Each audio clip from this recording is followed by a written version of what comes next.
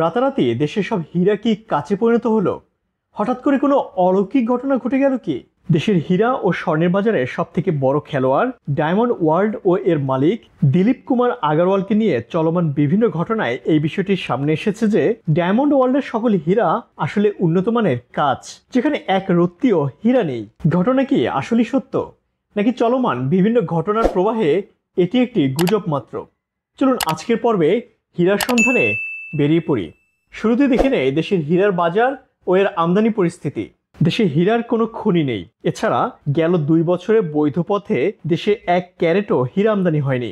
অথচ প্রতি বছর দেশের হীরার গহনা বিক্রি হচ্ছে 20,000 কোটি টাকার। তাহলে প্রশ্ন হলো, হীরার দামে কি কাচ বিক্রি করছে দেশের গহনা ব্যবসায়ীরা?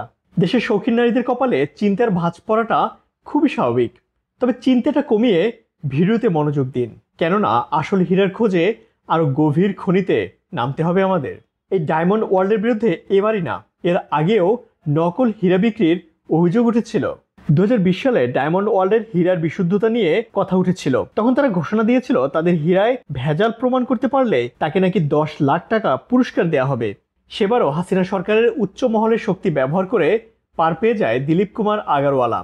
কিন্তু আওয়ামী লীগ সরকারের পতনের পর বেরিয়ে আসতে থাকে একে একে থলের বিড়াল। আপনার হীরা আসল নাকি নকল তার পরীক্ষা হবে। তবে তার আগে এই আগারওয়ালের যাবতীয় কুকর্মের একটি খতিয়ান দেখে আসি।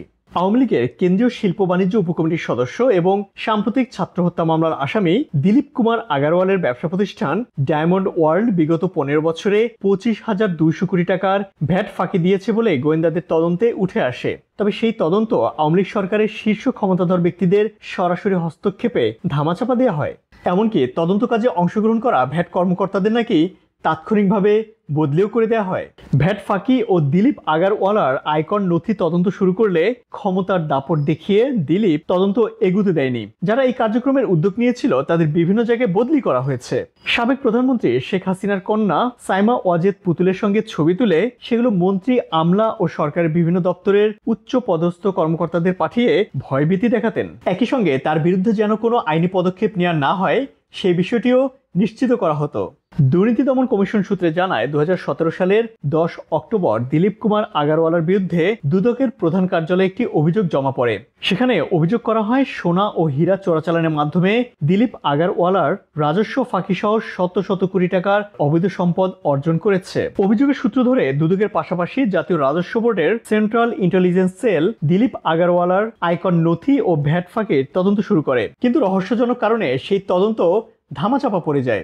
দ্বাদশ জাতীয় সংসদ নির্বাচনের 6 মাস আগে দিলীপ আগারওয়ালকে 770 কোটি টাকার জরিমানা করেছিল জাতীয় রাজস্ব বোর্ড। তখন বিগত আওয়ামী লীগ সরকারের ভিভিআইপি একজন ব্যক্তি ফোন করে সেই জরিমানা স্থগিত করে দেন। বিগত সরকারের ভিভিআইপির ফোনের পর লাল ফিতায় বন্দী হয়ে যায় সকল তদন্ত।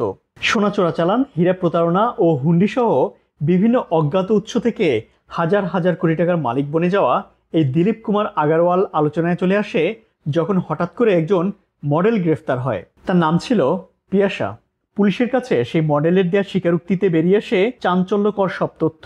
সিআইডি পিয়াসাকে জিজ্ঞাসাবাদে জানতে পারে অবৈধভাবে আনা সোনা ও ভেজাল ডায়মন্ড দিলীপের কাছে কম মূল্যে বিক্রি করত মিশু পিয়াসা চক্র, যাতে সরকার বিপুল পরিমাণ কর থেকে বঞ্চিত হয়ে এসেছে। এখন চলুন দেখে নেই ডায়মন্ড ওয়ার্ল্ডের হীরা আসল নাকি নকল।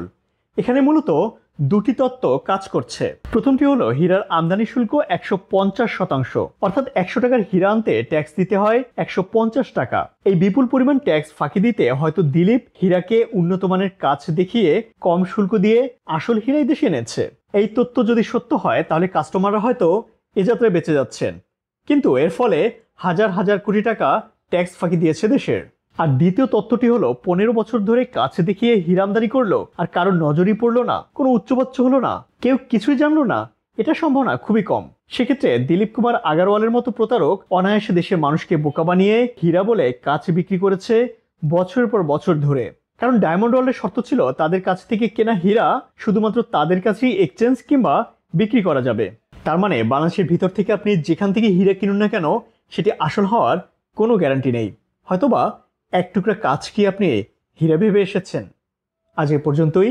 ভিডিওটি ভালো লাগলে লাইক, কমেন্টস আর সাবস্ক্রাইব করতে একদমই কার্পণ্য করবেন না। ভালো থাকুন সব সময়।